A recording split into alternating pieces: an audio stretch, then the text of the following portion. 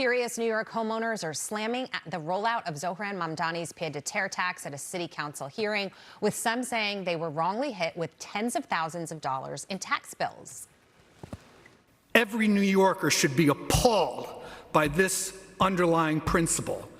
The expansion of socialist state power rarely begins with government announcing that it intends to control the lives of its citizens. It happens incrementally. Everything about the rollout of this tax has been pretty unfair and unequal and extremely punitive. I'm more concerned that this administration is putting homeowners on the hot seat. That what they're saying is, we know how much, we know who you are. And here's my problem, Larry. You want to tax the second homeowners? Go tax them, and they'll probably pay you, or they'll decide to leave. But why did you include all these innocent people that have lived here for years and years, pay their city taxes, and you force them with these onerous deadlines to prove that they are residents here? I am fighting a primary residence issue on a separate aspect, not pied-à-terre related. It's taken me 3 years.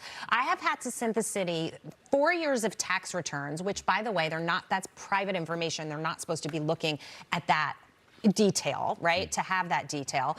My driver's license, my shareholder's certificate, my Con Ed bills, my star credits from New York State because I'm a New York City resident. I mean, the amount of information I've had to supply to try to fix this problem will make you tear your hair out. And they're doing this to people that don't deserve it. It's frustrating. That guy has a right to be mad. Everybody has a right to be mad. Yeah, well, I told him not to vote for Mamdani. Did you? I know the guy. I specifically went up to him and said, "Don't do it." No, Okay. I'm kidding. Okay. That's a joke. I don't know who he is. Mamdani didn't show up. None of his people showed up at this latest hearing. So when he comes down from his someplace, New York State vacation, Staying in someone else's pied-à-terre, probably. which is probably better than going to Syria, but anyway. They probably subpoena him, which would be kind of fun. Seems to me. I, by the way, am opposed to the pied-à-terre tax. I'm opposed to. I don't care if people don't live here. If they have a place here, they should not be taxed for it. I'm opposed to all the taxes. I'm opposed to the 14.8% combined city and state tax rate that is throwing people into Florida and Texas and the Carolinas and damaging our whole story here. I mean, we're just. You're right. The particulars here are very bad. The doxing is very bad. I get all that stuff. The fact that Mamdani doesn't care and doesn't show up is very bad. All those things are right. But fundamentally, there should be substantially lower taxes in New York across the board in every single area. Property taxes, income taxes, corporate taxes, sales tax, property taxes. I think I said that. Sales taxes, right. We need to get in somebody like Bruce Blakeman, or George Pataki, or the great Hugh Carey, who solved the fiscal collapse when I was a young man. He was a Democrat, machine Democrat from Brooklyn, okay? What did he do? He cut spending and he lowered taxes. Okay, I That's remember what we my need. Existential question that I told you I had for you that I forgot in the break. I'll pose it to the panel instead, though. This idea, because I'm seeing Blakeman signs in places I never thought that I would see them. And I wasn't sure how much reach he would have. I was kind of disappointed when Stefanik dropped out just because I thought she had more name recognition.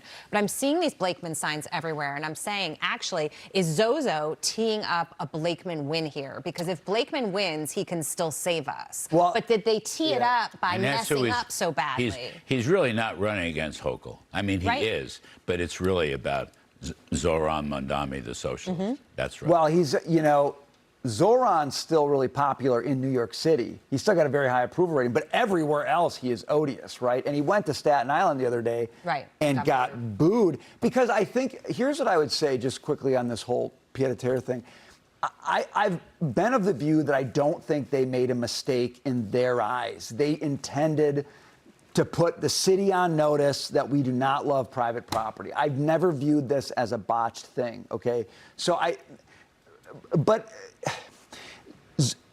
Zohran, like, he's not for the people that he says he's for. And when that becomes apparent to the rest of New York, they say, we will withstand a lot of things, but we will not take a fraud like that. Liar. And that's where I think Blakeman has an opportunity. But you know what else? Yes, Blakeman, I mean, yes to all that. But Zoran in his first year has shown people he's inept. Yes. And New Yorkers hate that. In other words, just take this pied-à-terre thing. I mean, the whole thing is just wrong for all the reasons you said, and I could think of 50 more. But he's bungled it. And he's bungled the grocery stores, and he's bungled the education department, and he's bungled his senior staff. These are crazy people, and every time they talk and we learn something good. In other words, in the eyes of New Yorkers, the guy's a complete bungler. So worse than socialism and taxes is bungling. You're a loser. Yeah. You're an absolute loser. But can I say something about that, which is, you know, I think more to what Brian was pointing out, I think the DSA people don't look at this as a botched job. Yes. They, you know, the sane-minded people are really angry about this, that they're being dragged into this and have to defend themselves in, like, their tax issues. But in reaction to what's unfolding here at City Hall right now, the DSA chapter of America for New York City tweeted, oh, why do people that receive SNAP benefits have to go and apply, submit paperwork to apply, but it's too much for you property owners to submit paperwork about your taxes, right? It's a whole fundamentally different way they look about entitlements, right? Like if they have to be bothered to apply for help from the government, you too, Jackie, as a property owner, can be bothered to have to defend your property rights. Well, right. So it shows like a real disconnect here. I don't think the DSA looks at this as a botched job at all. You know, well, because people on SNAP are being controlled.